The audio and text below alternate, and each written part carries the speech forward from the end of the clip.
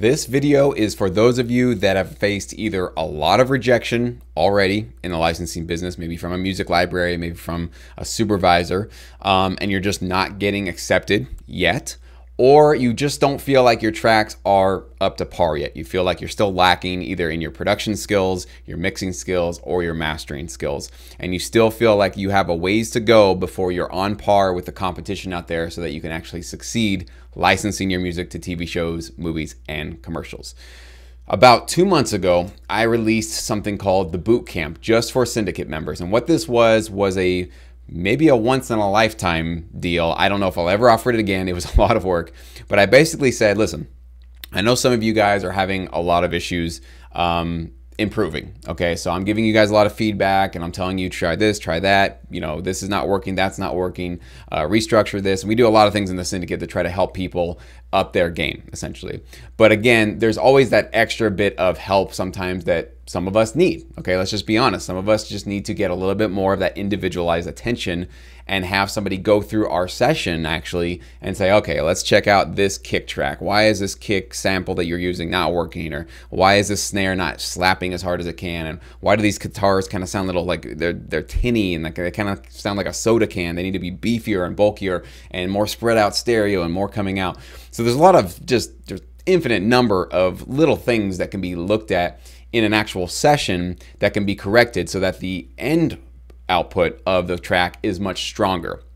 And so I offered this just to syndicate members, and I actually had one student take me up on it. So he ended up sending me a tropical pop track. It's actually a great track, except for I would have rejected it as any opportunity that I was offering, and I think for pretty much any library out there, they probably would have passed on it as well. Musically, it was there. It had some really cool ideas, and I thought that just the vibe of it was great. The problem was samples were not working. Okay, they weren't hitting hard. They didn't sound modern. There was a lot of noise and fuzz kind of coming out of his track because the samples were just really dirty and they weren't well put together or selected correctly. There should have been different samples being used. Number two, it didn't sound very modern. Okay, there were a lot of samples, synth sounds, and especially his chorus that really felt dated into the 80s, into the 90s. So he didn't have a sort of 2018 feel to his track. Okay, and then number three, obviously, was the mixing and mastering. So it was a little bit quiet. It wasn't hitting that hard. It just didn't feel like it was sort of coming out of the speakers into the room with me. It just felt like it was kind of a more subdued, relaxed, kind of chill track. And that usually doesn't work so well when you're trying to do something a little bit more pop and dance, EDM style, right? So this member sent me his session, and we spent about 5 or 6 hours going through his entire session live. He kind of got on the phone with me live, and so basically he was asking questions, and I was going through replacing things, changing things, showing him what was working, what was not working, and we completely dissected his track. We just basically tore it apart and then rebuilt it in a more modern approach. So it just feels like cutting edge. It feels like it's happening. It could be something that's on the radio today. And it just, even before we got into the mixing and mastering, the track was just pumping away. Okay, much more than it was before. Then after that, we actually passed him on to our resident mixing and mastering engineer, who basically spent 3.5 hours with him and showed him how to mix and master the entire track. But not only just sort of all the awesome things that he taught him about, you know, compression and EQing and mastering and all that stuff, but also how to make sure that you're mastering your tracks specifically for the TV film industry, the licensing business. There are specific things you can be doing to make your life a lot easier when you're mixing and mastering, and it's only going to really apply for the licensing business as opposed to just making artist music or making beats that you sell or something like that. Because when you send to a library, they're going to ask you for all of these alt mixes, right? They want the full mix, the no leads, drum and bass, 30-60, sting, all that kind of stuff, right? So there's a way you can actually set up your mixing and mastering session and make it super simple to deliver all these alt mixes. And that's exactly what our mixing and mastering engineer showed this student in their session. So this was what we call this whole process from producing to mixing and mastering. We called that the boot camp, okay? So what I decided to do was obviously film these sessions so that I would record it and keep it for playback later. And what I'm doing today is actually making that entire, it's like 8.5, 9-hour session, which was a full, I think it was most of a Saturday and part of a Sunday. I'm making that available to you now. Okay, so this is something that happened just a couple months ago, so it's still relevant, current for this year, right? It's for the sound that's modern and industry standard right now. And I decided that like I wanted this education to be available for more than just this one student, okay? But it does take time to edit the videos, obviously host them, get a site, all that kind of stuff. So there is some costs to putting this much content up and online and available. So what I've done is I've actually created a fairly cheap course, okay? So you guys have known, maybe you don't know, I had a producing and mixing and mastering course, which was essentially, I think it might have been 20 videos or so where I go through and create a song from scratch. Like I show you basically how I have an empty session in front of me, and I go all the way through the producing aspect, and then I go all through the mixing and mastering thing. And that one I charge $297 for, okay? But that is a full A to Z on how at least I would make a track, and just kind of giving you sort of my years of experience in this business for how I'm thinking about things, how I get a track started, how I structure it, all that stuff. This one I'm only charging $97 for, okay? So it's a third of the price, and it's about half the content of the producing and mixing and mastering course. So still a lot though. So 8 to 9 hours of content. And basically what you get to do in this course is you get to be a fly on the wall. Okay, so you get to watch as myself and our mixing and mastering engineer go through this track and take it from a rejected state, meaning libraries are going to say no to this, I'm going to say no to that, to an accepted state. So it's a thumbs up. This sounds modern, this sounds relevant, it's loud, it's well mixed, it's well produced, this can be licensed, okay? So obviously that's why the name of this course is From Rejected to Accepted. So what I'm doing today is actually making it available for all of you. If you want to watch a sort of brief walkthrough of what you're gonna get in the course, as well as listen to the before and after track, right? So you'll get to hear the original track that we were sent, that we had to deal with, that we had to work with.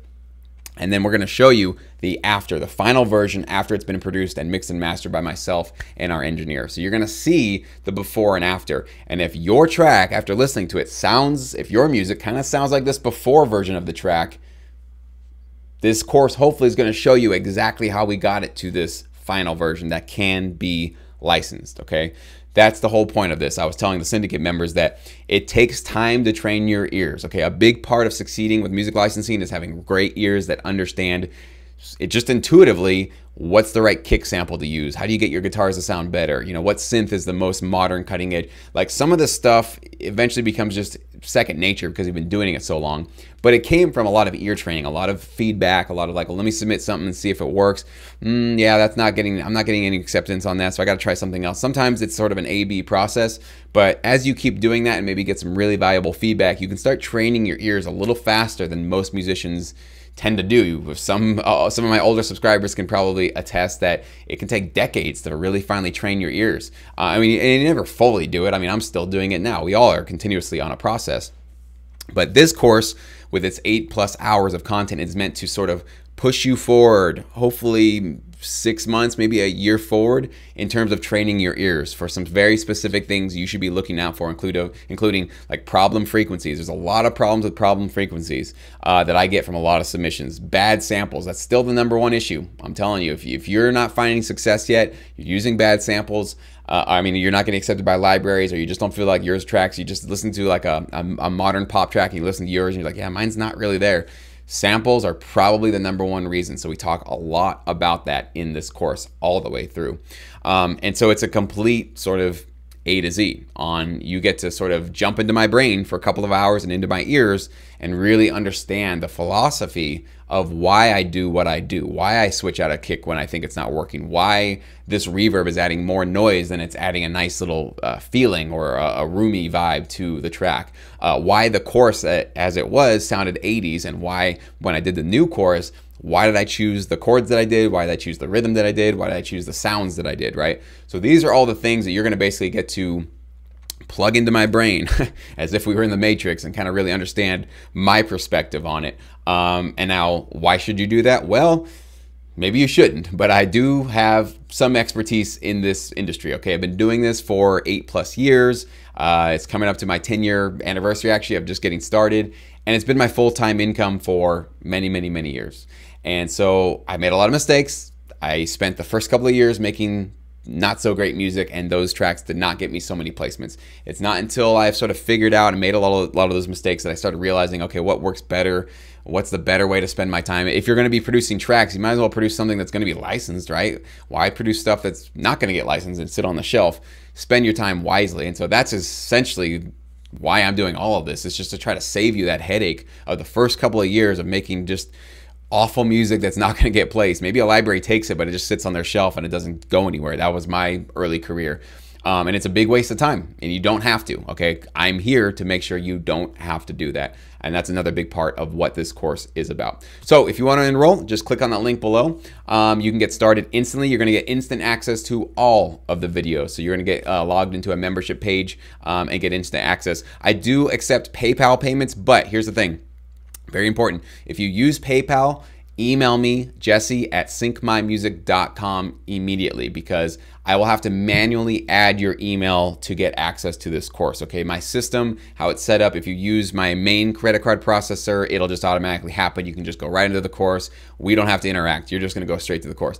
PayPal is not directly linked, obviously, to my website, so I have to manually go in and say, okay, add this email address into the course. So just so you know, you hit PayPal and then you're like, Jesse, it's not working. All right, don't freak out on me. Just email me. I will fix it for you. I'll make sure you get instant access, or at least as soon as possible. I'm really quick with email. Most of my followers here, you guys can attest to that I get back to you guys pretty quickly.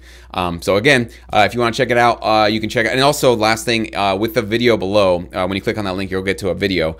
There's actually a preview, a pretty long video. I think it's like a 10-minute long preview of the entire course. You'll even kind of see a little bit of behind the scenes of what actually is being taught in that course. You can decide for sure if it's going to be valuable for you. And again, this is for those of you that are either facing rejection, you want to get to the point where you're getting accepted, or you haven't really submitted yet and you're pretty sure you're not there yet. You still need a little bit of work. You need to train your ears a little bit more. You need to step up your production, your mixing, your mastering skills just a little bit more. So that's who this course is for. And if that's you, click on that link below.